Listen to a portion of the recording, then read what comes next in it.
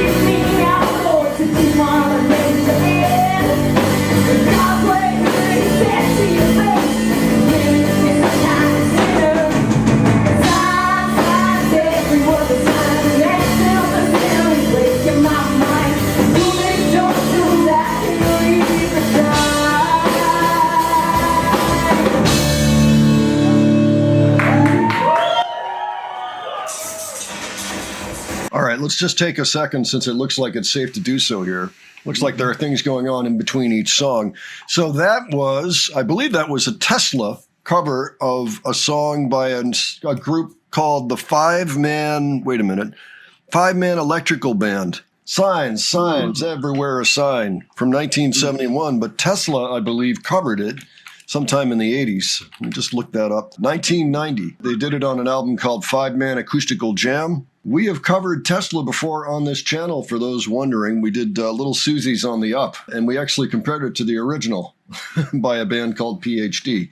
But that was cool, and it was also unexpected. I didn't really, I've never really envisioned the Warning playing a song like that. Of course, they've played lots of different things, especially Danny when she's on her own. But that was pretty cool. That was kind of a unique thing. Danny sings this song really fiercely. Sings everything fiercely, but pretty much, yeah. Well, why don't we continue then? See what comes up next. All right.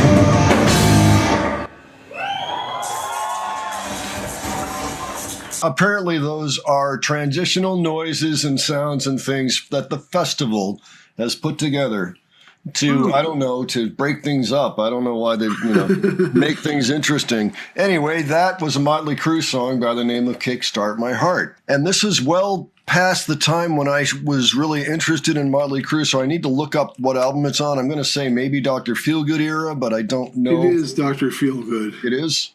Did you ever have that album, Adrian?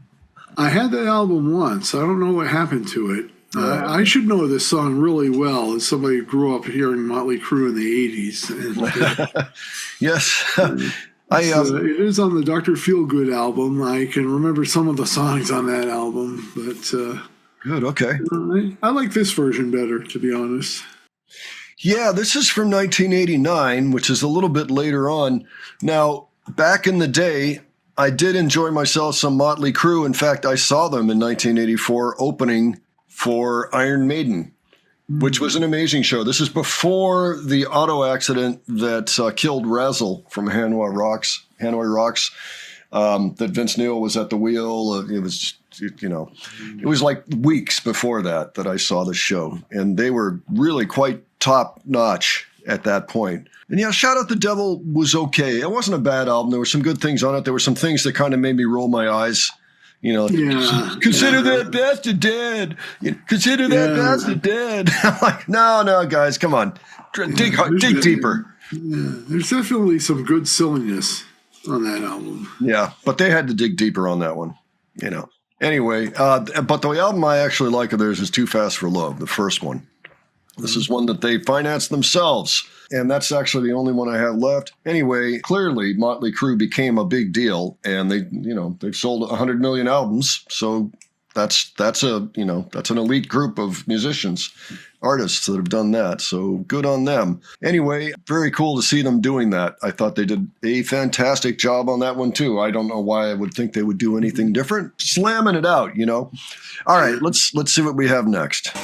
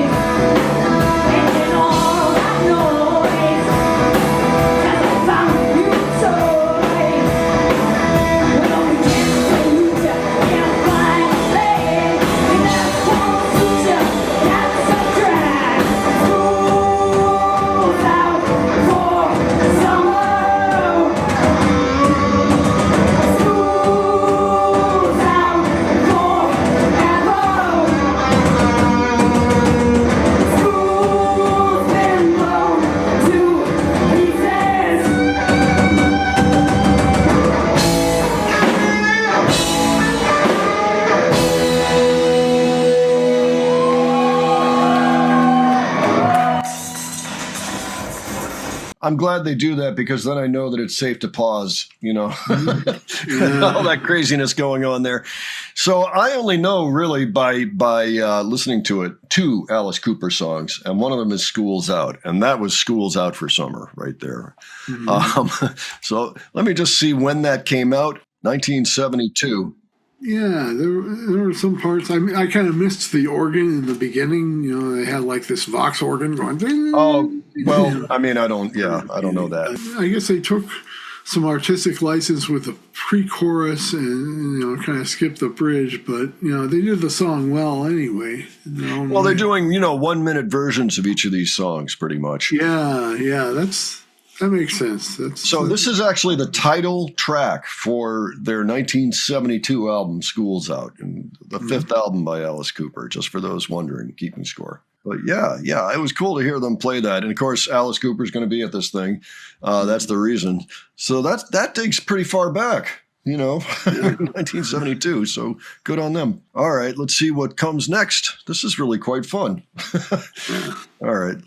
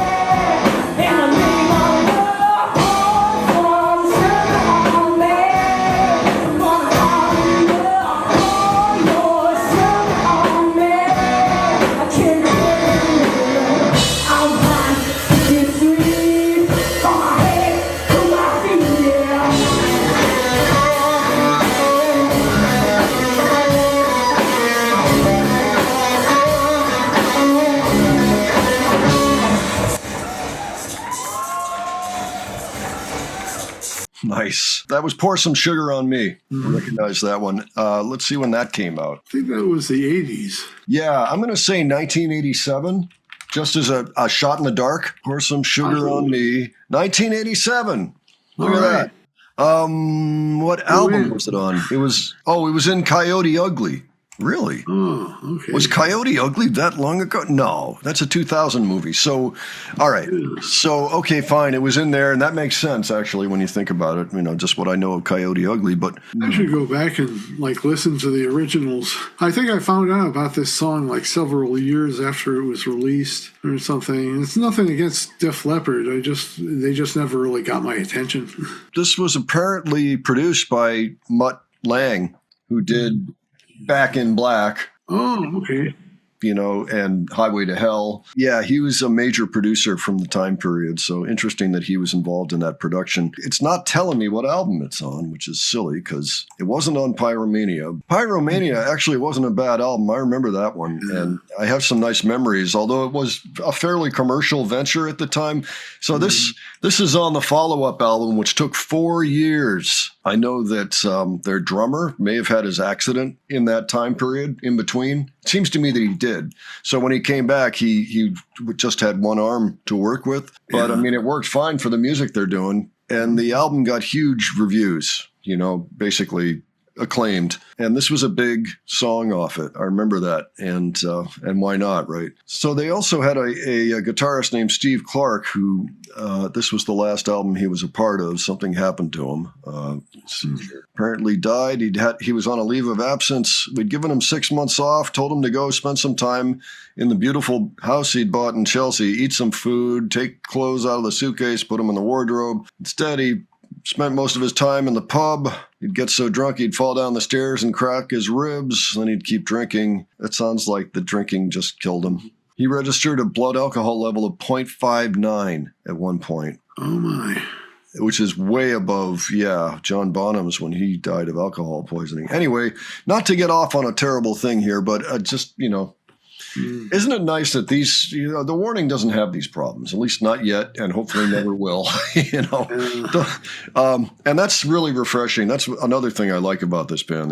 They can maintain their consistency because they don't have these issues. Okay, anyway, let's go ahead and see what the last song is that they're going to do for us here. Oh, by the way, they did eventually end up opening for Def Leppard.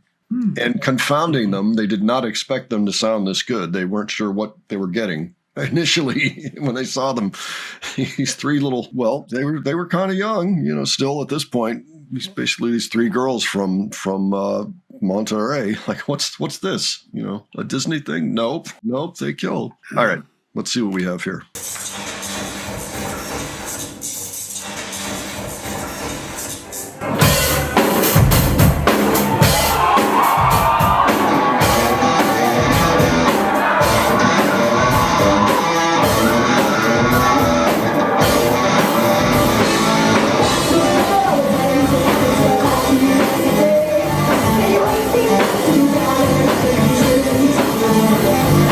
Singing.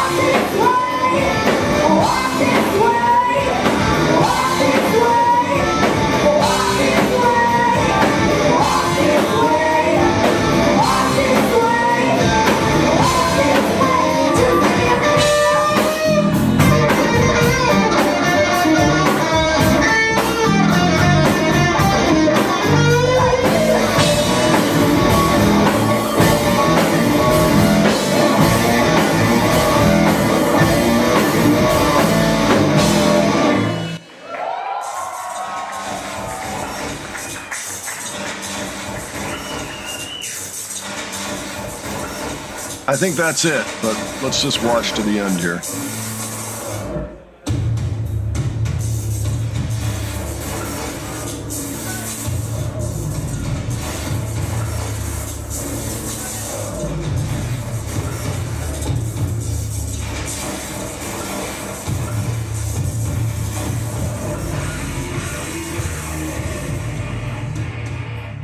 Okay, well, that was really interesting. And of course, that was Aerosmith, Walk This Way. I mean, come on. You chose a great one here. Yeah, it was not only a hit for them in 1975, it was also a hit for them in 1986 with Run DMC, which at the time, it kind of blew people's minds a little bit. They're like, wait, what's going on? Some people were a little upset, like, what is going on here? We're putting the cultures together. We can't have this. But it ended up being one of those crossovers that was historic. And people point to that moment as like the time that they're like, oh, yeah, we can cross anything over here and we can really get some good stuff going on. And that was kind of the start of it. So good on them. I saw Aerosmith perform that live 5 times in the 80s. Wow. I had 5 different opportunities to see them because, of course, they were a Boston band. And, you know, at the time, that's where I lived. So basically, it was easy. Gosh, I mean, I saw them, let me see, Providence. I saw them in Worcester. I saw them in Lynn at a stadium, a small stadium, Manning Bowl or something. Orpheum Theater and one other, I can't remember, maybe the Worcester Centrum twice or something. But man, they were amazing. And it was basically from 1984 when they didn't have Joe Perry or Brad Whitford. And then they came back. And then I saw them 4 more times with the original lineup. Before Pump came out, before any of the big ballad stuff came out, you know, the big comeback, Let the Music Do the Talking had come out, that Done with Mirrors album, which is better than people give it credit for. It's a very good album. For me, it was a perfect time to see them because all of their 1970s glory was intact. They were back. They were sober. They were putting on amazing shows. I mean, Steven Tyler was just, I mean, watching him work the crowd was a thing to behold at that time. He was so good at it. He was a master. And this is before, you know, all the Alicia Silverstone videos and, you know, and ballads and Diane Warren songs and, you know, I Don't Want to Miss a Thing and all this stuff. Back when they were a real rock band, you know what I mean? You know, so I love that they did that one here. They chose a great one. And maybe not Steven Tyler's vocals, but Powell's vocals are pretty good here. They fit. Let's talk about that for a moment. I mean, if you try to say that whole rap that Steve Tyler does, it's hard enough just saying it, just spitting it out. All right, now do it while playing the drums. I'm like, are you kidding me? I couldn't believe that when I saw that. Like, that is some super talent right there. Powell, I mean, playing the drums and doing that vocal bit. Backstroke lover always hide beneath the covers till I talk to your daddy, you say. Said you ain't seen nothing till you're down on him up and then you're sure to be a changing your way. It's funny Powell singing this too. I met a cheerleader, was a real young bleeder, all the times I could reminisce, because the best things 11 with the sister and a cousin only started with a little kiss like this. I mean, it's hard enough to sing. Anyway, big props to Powell for that one. That is just an unbelievable feat. I'm totally impressed with that. Nice job. So that was a lot of fun. I really appreciate whoever suggested this. Thank you so much. This was great fun. And maybe we'll take a look at some of the songs in the concert as well. They did an 8-song set that day. So maybe that is something we'll dip into as well. But in the meantime, why don't you let us know what you thought of this? And if it stirred up any memories, if you were there for this, anything you can tell us about that actual day or set of days that the festival took place, we would just be really interested. Okay, and if you have other suggestions, please leave those below. And if you enjoyed this video, please give it a like. And if you enjoyed our presentation, please subscribe. All right, thanks so much for joining us, and we'll catch you on the next one. All right, take care, folks. See you all later.